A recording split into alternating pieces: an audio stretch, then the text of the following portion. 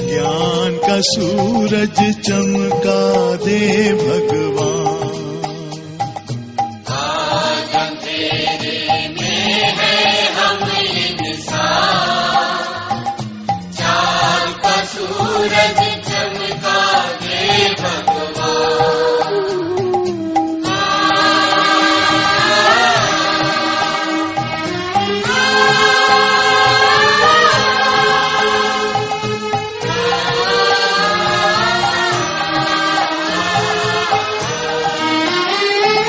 भटक रहे हम राह दिखा दे भगवन, राह दिखा दे। भटक रहे हम राह दिखा दे भगवन, राह दिखा दे। कदम कदम पर किरण बिछा दे भगवन, किरण बिछा दे।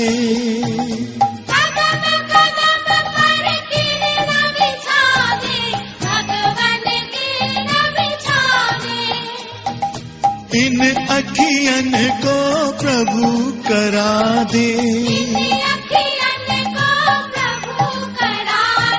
ज्योति से पहचान,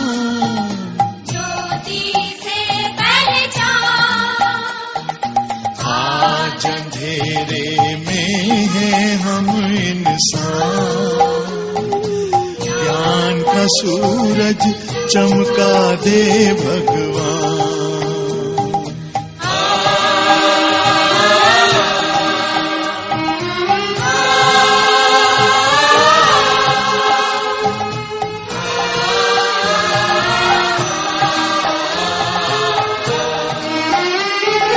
हम तो हैं संतान तिहारी, प्रभु संतान तिहारी। हम तो हैं संतान तिहारी, प्रभु संतान तिहारी। तेरी दया के हम अधिकारी, प्रभु हैं हम अधिकारी।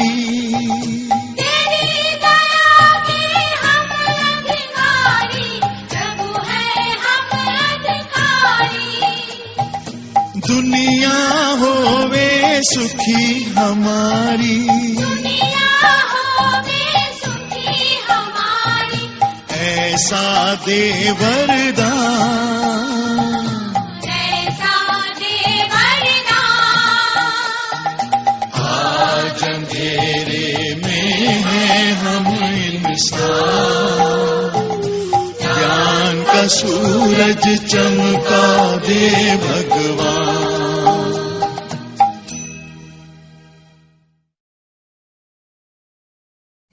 ओम शांति। 17/1/2026 प्रातः मुरली। ओम शांति। बाप दादा मधुबन। बाबा आज कह रहे हैं, मीठे बच्चे, जब ये भारत स्वर्ग था तब तुम घोर सोजरे में थे। अभी अंधियारा है, फिर सोजरे में चलो। मीठे बच्चे, जब ये भारत स्वर्ग था तब तुम घोर सोजरे में थे। अभी अंधियारा है, फिर सोजरे में चलो। प्रश्न, बाप अपने बच्चों को कौन सी कहानी सुनाने आए हैं? उत्तर, बाबा कहते हैं, मीठे बच्चे, मैं तुम्हें 84 जन्मों की कहानी सुनाता हूँ। तुम जब पहले पहले जन्म में थे तो एक ही देवी धर्म था। फिर तुमने ही 2 युग के बाद बड़े बड़े मंदिर बनाए हैं, भक्ति शुरू की है। अभी तुम्हारा ये अंत के भी अंत का जन्म है। तुमने पुकारा, रुख हरता सुख करता आओ, अब मैं आया हूँ। गीत, आज अंधेरे में है इंसान। ओम शांति। तुम बच्चे जानते हो, अभी ये कलयुगी दुनिया है, सब अंधियारे में है। पहले सोजरे में थे, जबकि भारत स्वर्ग था। यही भारतवासी जो अभी अपने को हिंदू कहलाते हैं, ये असुल देवी देवताएं थे। भारत मास में स्वर्गवासी थे, जब और कोई धर्म नहीं था। एक ही धर्म था, स्वर्ग, वैकुंठ, बहिष्ठ, हेवन, ये सब इस भारत के नाम थे। भारत पवित्र और प्राचीन धनवान था। अभी तो भारत कंगाल है, क्योंकि अभी कलयुग है। तुम जानते हो हम अंधियारे में हैं। जब स्वर्ग में थे तो सूर्य में थे। स्वर्ग के राजराजेश्वर राजराजेश्वरी श्री लक्ष्मी नारायण थे। उसको सुखधाम कहा जाता है। बाप से ही तुमको स्वर्ग का वर्षा लेना है, जिसको जीवन मुक्ति कहा जाता है। अभी तो सब जीवन बंद में है। खास भारत और आम दुनिया रावण की जेल में है, शोक वाटिका में है। ऐसे नहीं, रावण सिर्फ लंका में था और राम भारत में था। उसने आकर सीता चुराई। ये तो सब है दंत कथाएं। गीता है मुख्य। सर्वशास्त्र में शिरोमणि श्रीमत अर्थात भगवान की सुनाई हुई है। भारत में मनुष्य तो कोई की सदगति कर नहीं सकते। सतयुग में थे जीवन मुक्ति देवी देवताएं, जिन्होंने ये वर्षा कलयुग अंत में पाया था। भारतवासियों को ये पता नहीं है, न कोई शास्त्र में है। शास्त्रों में है भक्ति मार्ग का ज्ञान। सदगति मार्ग का ज्ञान मनुष्य मात्र में बिल्कुल है नहीं। सब भक्ति सिखलाने वाले हैं। कहेंगे शास्त्र पढ़ो, दान पुण्य करो। ये भक्ति द्वापर से चली आती है। सतयुग और त्रेता में है ज्ञान की प्रारब्ध। ऐसे नहीं कि वहाँ भी यह ज्ञान चलता आता है। ये जो वर्षा भारत को था वो बाप से संगम युग पर ही मिला था, जो फिर अभी तुमको मिल रही है। भारतवासी जब नरकवासी बेहद दुखी बन जाते हैं तब पुकारते हैं, हे पतित पावन दुख हरता सुख करता। इसका सर्व का, क्योंकि भारत खास दुनिया हम सब में 5 विकार है। बाप है पतित पावन। बाप कहते हैं मैं कल्प के संगम पर आता हूँ, सर्व का सदगति दाता बनता हूँ। अहिल्याएं गणिकाएं और जो गुरु लोग हैं उन सब का उद्धार मुझे ही करना पड़ता है, क्योंकि ये तो है ही पतित दुनिया। पावन दुनिया सतयुग को कहा जाता है। भारत में इन लक्ष्मी नारायण का राज्य था। भारतवासी ये नहीं जानते कि ये स्वर्ग के मालिक थे। पतित खंड माना झूठ खंड, पावन खंड माना सच खंड। भारत पावन खंड था। ये भारत है अविनाशी खंड, जो कभी विनाश नहीं होता। जब इनका लक्ष्मी नारायण का राज्य था तो और कोई खंड थे नहीं, वो सभी बाद में आते हैं। मनुष्य ने तो कल्प लाखों वर्ष का लिख दिया है। बाप कहते हैं कल्प की आयु 5000 वर्ष है। वो फिर कह देते हैं मनुष्य 84 लाख जन्म लेते हैं। मनुष्य को कुत्ता बिल्ली गधा आदि सब बना दिया है, परंतु कुत्ते बिल्ली का जन्म अलग है। 84 लाख वैरायटी है।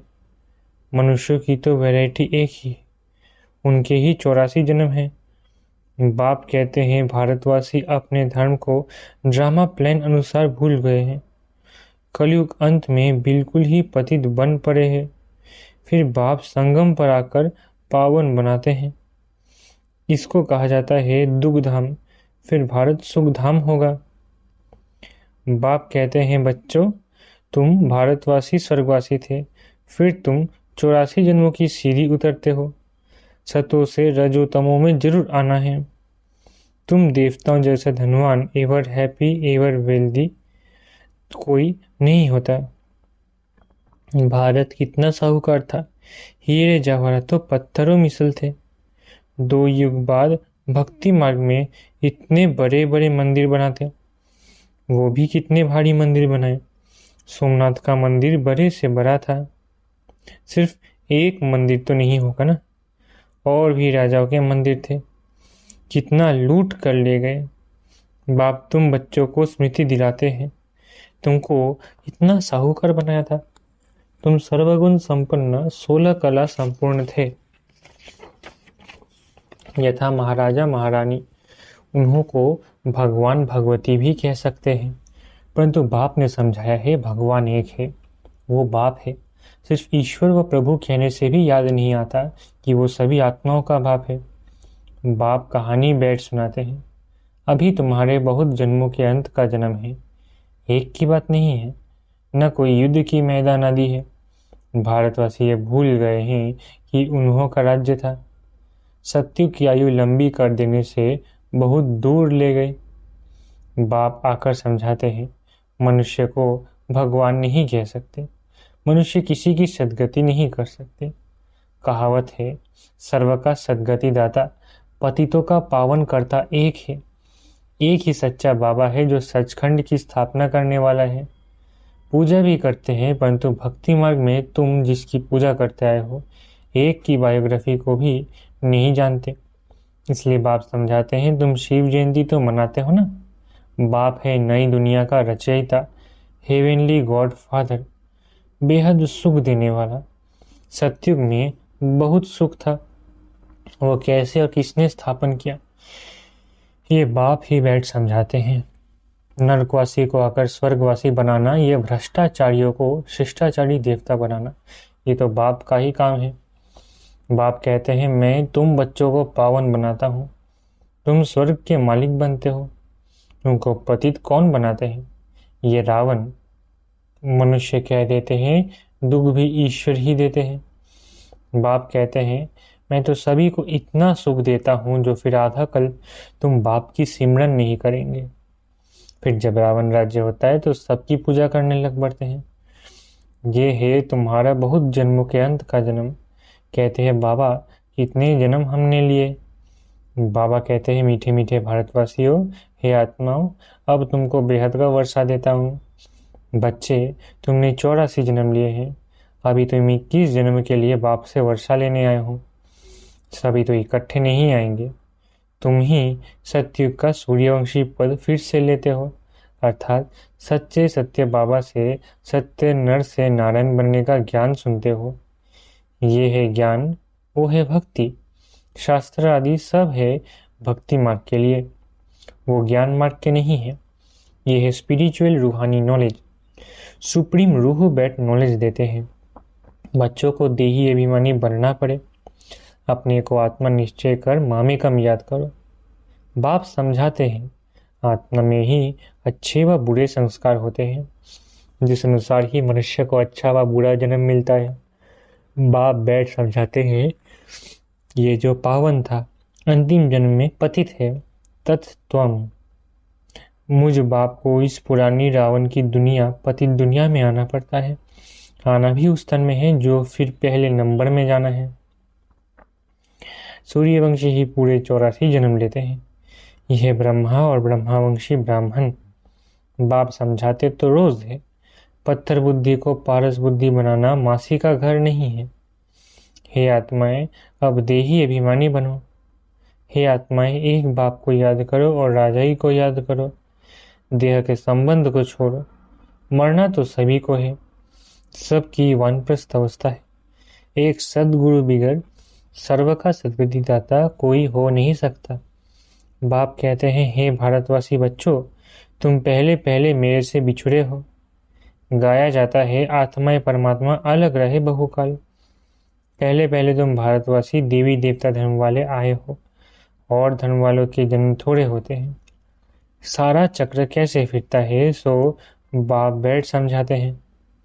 जो धारणा नहीं करा सकते उनके लिए भी बहुत सहज है। आत्माएं धारण करती है, पुण्य आत्मा पाप आत्मा बनती है ना। तुम्हारी ये 84 व अंतिम जन्म है। तुम सब वानप्रस्थ अवस्था में आए हो। वानप्रस्थ अवस्था वाले गुरु करते हैं मंत्र लेने के लिए। तुमको तो अभी देहधारी गुरु करने की दरकार नहीं है। तुम सब का मैं बाप टीचर गुरु हूँ। मुझे कहते भी हो, हे पतित पावन। अब स्मृति आई है, सब आत्माओं का बाप है। आत्मा सत है, चैतन्य है, क्योंकि अमर है। सभी आत्माओं में पाठ भरा हुआ है। बाप भी सत चैतन्य है। वो मनुष्य सृष्टि का बीज रूप होने के कारण कहते हैं, मैं सारे झाड़ के आदि मध्य अंत को जानता हूँ, इसलिए मुझे नॉलेजफुल कहा जाता है। तुमको भी सारी नॉलेज है। बीज से झाड़ कैसे निकलता है, झाड़ बढ़ने में टाइम लगता है ना। बाप कहते हैं, मैं बीज रूप हूँ। अंत में सारा झाड़ जड़ जड़ीभूत अवस्था को पा लेता है। अभी देखो, देवी देवता धर्म का फाउंडेशन है नहीं, प्राय गुम है। जब देवता धर्म गुम हो जाता है तब बाप को आना पड़ता है। एक धर्म की स्थापना कर बाकी सब का विनाश करा देते हैं। प्रजापिता ब्रह्मा द्वारा बाप स्थापना करा रहे हैं। आदि सनातन देवी देवता धर्म की ये भी सारे ड्रामा बना हुआ है। उनकी एंड होती नहीं। बाप आते हैं अंत में। जबकि सृष्टि की आदि मध्य अंत का नॉलेज सुनाना है तो जरूर संगम पर आएंगे। तुम्हारा एक बाप है। आत्माएं सभी ब्रदर्स है, मूल मतन में रहने वाली। उस एक बाप को सब याद करते हैं। दुख में सिमरन सब करे। रावण राज्य में दुख है ना, यहाँ सिमरन करते हैं तो बाप सबका सदगति दाता एक है। उनकी ही महिमा है। बाप नहीं आए तो भारत को स्वर्ग कौन बनावे। इस्लामी आदि जो भी है सब इस समय तमो प्रधान है। सबको पुनर्जन्म तो जरूर लेना है। अभी पुनर्जन्म मिलता है नरक में, ऐसे नहीं कि स्वर्ग में चले जाते हैं। जैसे हिंदू लोग कहते हैं स्वर्गवासी हुआ, और जरूर नरक में थे ना। अभी स्वर्ग में गया तुम्हारे मुख में गुलाब, स्वर्गवासी हुआ फिर नरक के आसुरी वैभव तुम उनको क्यों खिलाते हो।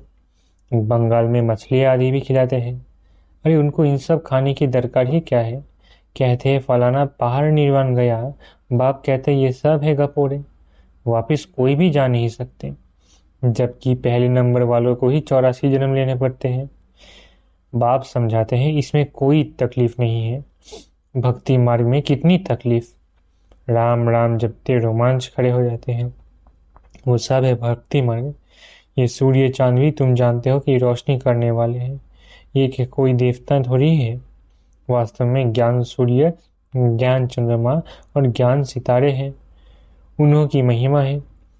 वो फिर कह देते हैं सूर्य देवता है नमः। उनको वो देवता समझ पानी देते हैं। तो बाप समझाते हैं ये सब है भक्ति मार्ग, जो फिर भी होगा। पहले होती है अव्यभिचारी भक्ति एक शिव बाबा की, फिर देवताओं की, फिर उतरते उतरते अभी भी देखो टीवाटे पर, अर्थात जहाँ 3 रास्ते मिलते हैं वहाँ भी मिट्टी का दीवा जगाए तेल आदि डाल उनका भी पूजा करते हैं। तत्वों की भी पूजा करते हैं। मनुष्य के बीच चित्र बनाए पूजते हैं। अब इनसे प्राप्ति तो कुछ भी नहीं होती। इन बातों को तुम बच्चे ही समझते हो। अच्छा, मीठे मीठे सिगिलत है बच्चों प्रति माता पिता बाप दादा का याद प्यार और गुड मॉर्निंग। रूहानी बाप की रूहानी बच्चों को नमस्ते। हम रूहानी बच्चों की रूहानी माता पिता बाप दादा को याद प्यार, गुड मॉर्निंग और नमस्ते। धारणा के लिए मुख्य सार। पहला, आत्मा से बुरे संस्कारों को निकालने के लिए देही अभिमानी रहने का अभ्यास करना है।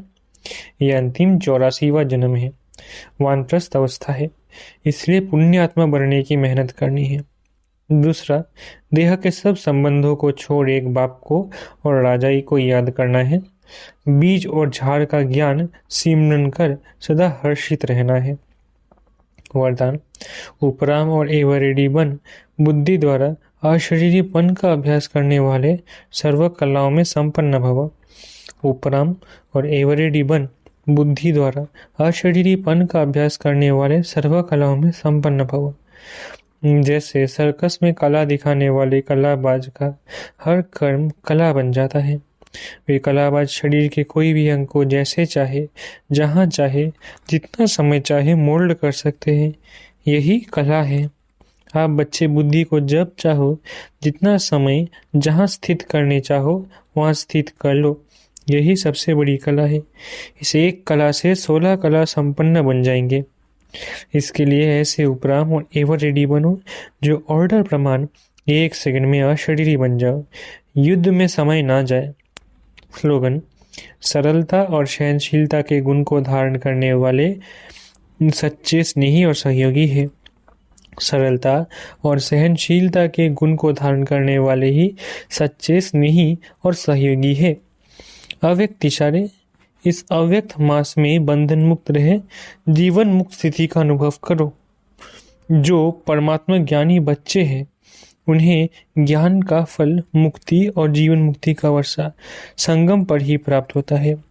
ज्ञान अर्थात समझदार हर कर्म करते हुए सदा स्वयं को बंधन मुक्त, सर्व आकर्षणों से मुक्त बनाने की समझ रखता है। उनके हर संकल्प, बोल, कर्म, संबंध और संपर्क में मुक्ति जीवन मुक्ति की स्टेज रहती है, जिसको न्यारा और प्यारा कहते हैं। अच्छा, ओम शांति। शुक्रिया बाबा।